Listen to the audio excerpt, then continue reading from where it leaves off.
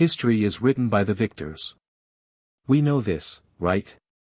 It's a story of heroic last stands and glorious triumphs. And when we think of the Greco-Persian Wars, we think of that bright gold story, Spartan shields at Thermopylae, Athenian ships at Salamis, free men defying a tyrant. But that story, the one we all know, is a lie. Not because the battles didn't happen, but because of who was left out.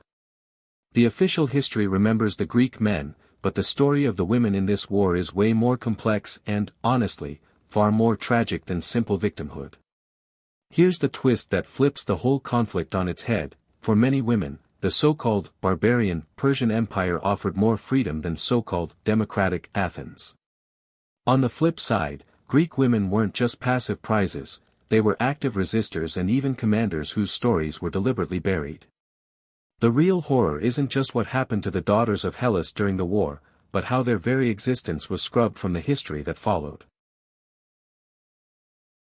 To really get how shocking this is, we first have to see what life was like for the women on the winning side. Picture Athens in the 5th century BCE. We see it as the cradle of democracy, philosophy, and art. But for half its people, this beacon of freedom was a beautifully built prison. For a respectable Athenian woman, her world was the oikos, the household. And her part of the household was the gymnasium, the women's quarters, usually upstairs, out of sight and out of mind. Her whole life was defined by her relationship to a man. First, her father or male guardian, her kyrios, had total authority. Then, when she was married off, usually around 13 or 14 to a man twice her age, that authority just transferred to her husband. Love? Not really a factor. The marriage had one purpose: making legitimate male heirs to create more citizens. This wasn't just social pressure, it was the law. An Athenian woman had no legal identity. She couldn't vote, couldn't go to the assembly, couldn't hold office. She couldn't even represent herself in court, her kyrios had to do it for her. If she inherited property, she had no control over it. Her husband or guardian managed it all. The great philosopher Aristotle summed it up when he argued women were naturally inferior and should be kept out of public life. The ideal woman, as the statesman Pericles famously said, was one who was least talked about among men, whether in praise or blame. Her greatest virtue was her own invisibility. Daily life was built around this idea. A good woman stayed inside, managing the house, the slaves, and the weaving. If she did go out for a religious festival or to visit a female friend, she had to have a chaperone. Moving around freely was for the poor, who had to work, or for prostitutes, women outside the lines of respectable society. This was a legally enforced system. Women were essential for making more Athenians, but as individuals, they were legal minors, politically invisible, and socially locked away. They were the silent foundation that the glorious, male-dominated Athenian democracy was built on. This gilded cage is the reality that makes the world of their so-called enemies so startling. Now, let's travel east, into the heart of the Persian Empire. Greek propaganda, then and now, painted Persia as a land of slaves ruled by a single tyrant. But when we look at the records the Persians themselves left behind, a totally different picture emerges, especially for women. For a woman in the Persian Empire, the opportunities for economic power and personal freedom could blow her Athenian counterparts' world out of the water. Our best evidence isn't from some grand history book, it's from boring, everyday paperwork, thousands of clay tablets dug up from the ruins of Persepolis. These Persepolis Fortification Tablets, from the time of Xerxes' father, Darius the Great, are basically the empire's spreadsheets. And in these lists of rations, payments, and jobs, women show up not as property, but as independent economic players. The tablets show that women, both royal and common, could and did own their own land and run their own businesses. They managed huge estates, ran workshops, and were in charge of large crews of workers, both men and women. We read about female managers, some with the title Arashra or Great Chief, who supervised huge work groups and got paid way more than the male laborers they managed. This wasn't a handout, it was a salary. Women were a respected part of the workforce. And get this, the state had a support system for mothers. New and pregnant mothers got extra rations, with bonuses for giving birth. The system supported the vital role of women directly. This autonomy meant they could also travel. Unlike Athenian women, who were stuck at home, Persian women were on the move. The tablets record travel rations for women, sometimes alone, sometimes in groups, crossing the empire for business or personal reasons. Royal women, especially, traveled with huge entourages, moving between their palaces and estates with a freedom a Greek woman could only fantasize about. At the very top, royal women like Atossa, daughter of Cyrus the Great, wife of Darius, and mother of Xerxes, were serious political players. Herodotus himself writes about her influence over Darius. These women had their own courts, their own fortunes, and a real say in imperial policy. While a Persian woman's marriage might be political, she kept her own property and couldn't be used as collateral for her husband's debts. Now, this isn't to say Persia was some kind of feminist paradise. It was still a rigid, patriarchal society. But the evidence proves that a woman's value wasn't just in the home. Her ability to be a business owner, a manager, and a political player was built right into the system. The contrast with Athens is stunning. While an Athenian man was in the public square praising democracy, his wife was a legal ghost, locked in the house. Meanwhile, in the tyrannical East, a Persian woman could be running a business and controlling her own money. This documented fact just shatters the simple story of a free West versus an enslaved East. And it sets the stage for one of the most incredible figures of the whole war. In the middle of this clash of empires, one person stands out, defying all the simple historical labels. She was Greek, but she fought for Persia. She was a woman, but she commanded men in one of history's bloodiest naval battles. Her name was Artemisia I, Queen of Halicarnassus, a Greek city-state that was part of the Persian Empire. Her story doesn't just add a woman to the war, it makes you question everything you thought you knew about loyalty, identity, and gender in the ancient world. Artemisia wasn't just some puppet dragged along for Xerxes' invasion. She was an enthusiastic and brilliant ally. When Xerxes gathered his forces, Artemisia showed up leading her own squadron of 5 ships. Herodotus, who was from her hometown, says her ships were known as the second best in the entire Persian fleet. She wasn't a figurehead, she was a commander. Her big moment came just before the Battle of Salamis in 480 BCE. Xerxes held a war council to decide if they should risk a sea battle in the narrow straits. One by one, all the men, trying to impress the king, told him to attack. Only Artemisia had the guts to say it was a terrible idea. Herodotus records her speech. She warned Xerxes that the Greeks were better sailors, as men are to women at sea. She pointed out that fighting in a tight space would cancel out Persia's advantage in numbers. She advised him to either hold the fleet back or use it to sail right past Salamis and attack the Greek mainland. This, she argued, would make the Greek fleet panic and break apart as each ship raced home to defend its own city. It was a brilliant piece of strategy that showed she understood the Greeks better than any of Xerxes' other commanders. Xerxes loved her advice and praised her for it, even though he ignored her and listened to the men instead. It was a decision he'd soon regret. During the battle, everything Artemisia predicted came true.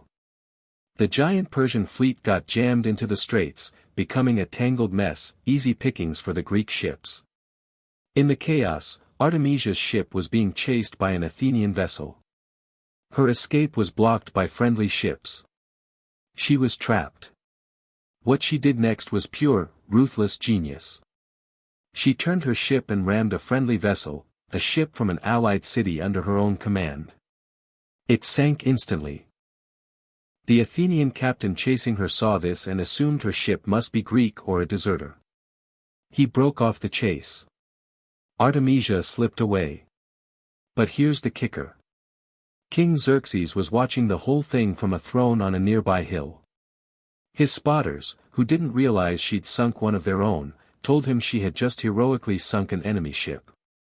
As Xerxes watched the rest of his male commanders fail, He got frustrated and made his legendary remark, "My men have become women, and my women, men." Artemisia's story is so much more than a cool anecdote. She was a Greek queen who ruled in her own right, a strategist valued by the Persian king, and a naval commander who fought with brutal cunning. She existed completely outside the box of the Athenian gymnasium. She was living proof that women could be leaders, strategists, and warriors.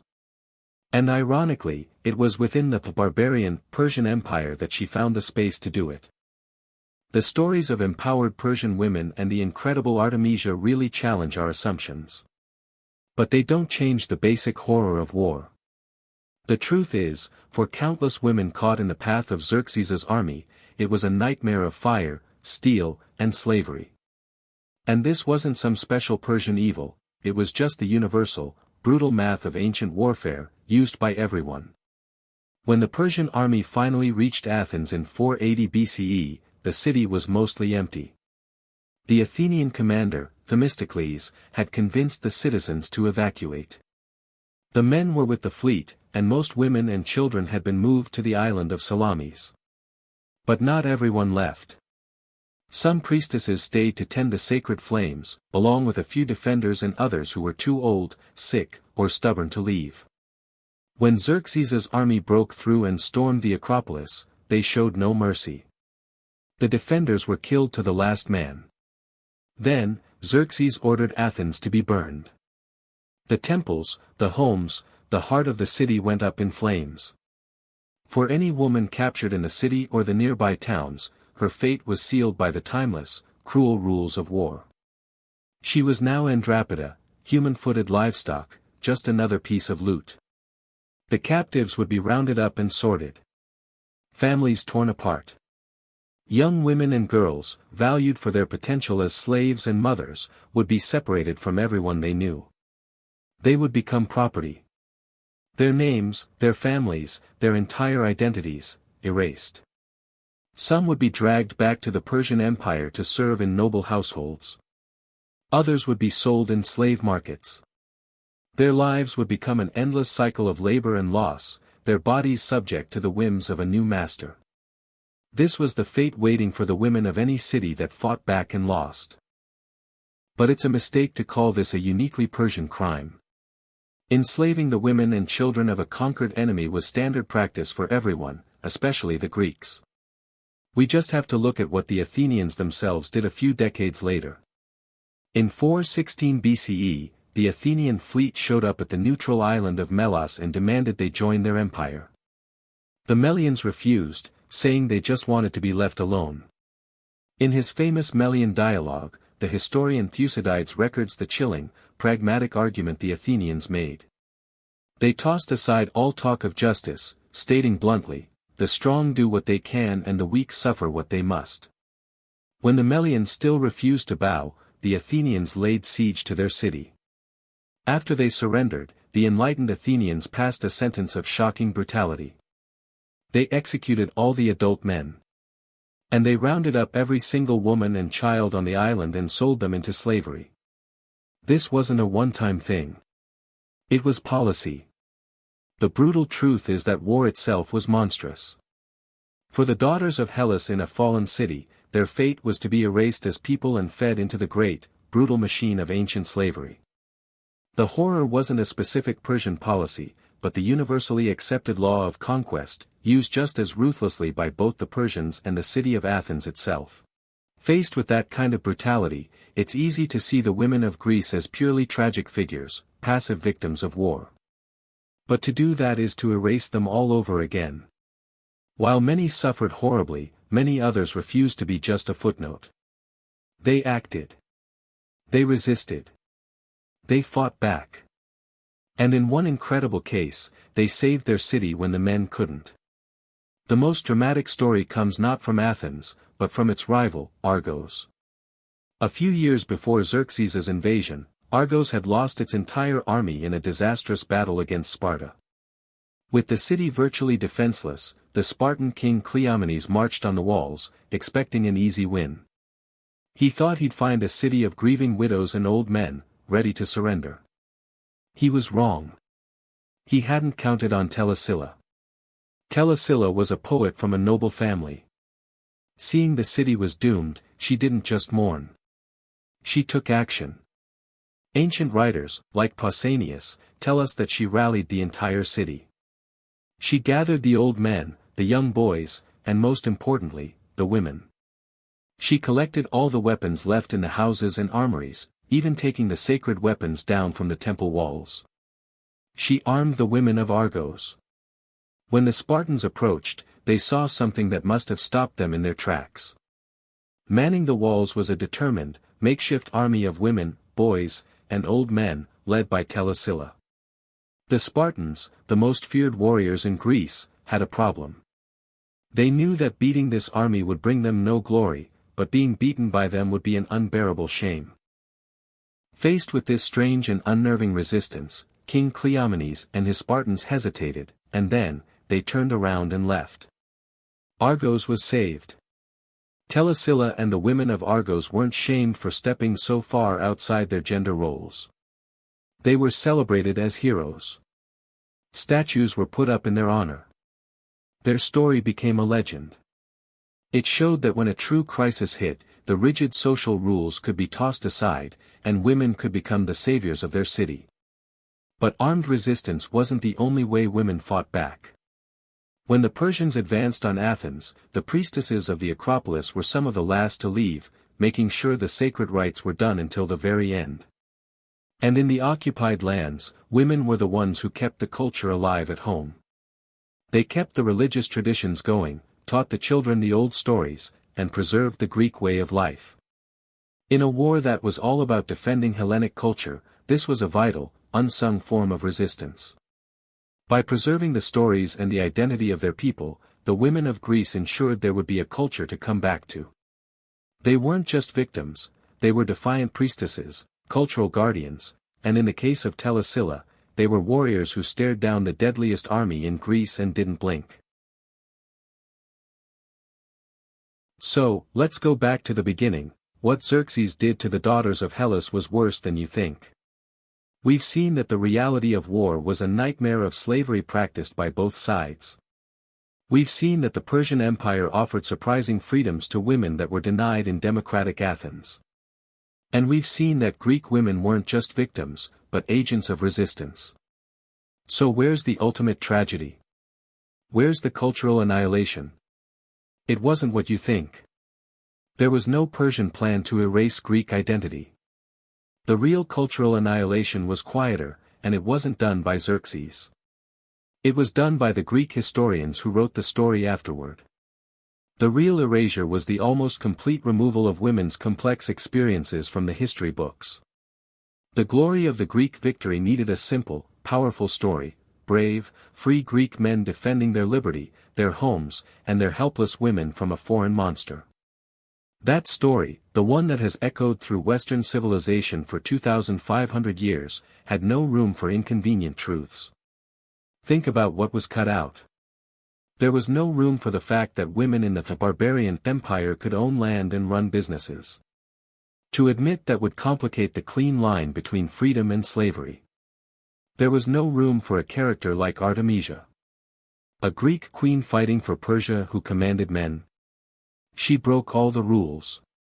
So, she was treated as an exception, a marvel, a woman so amazing she was practically a man. Her story was told, but in a way that reinforced the patriarchal rules instead of challenging them.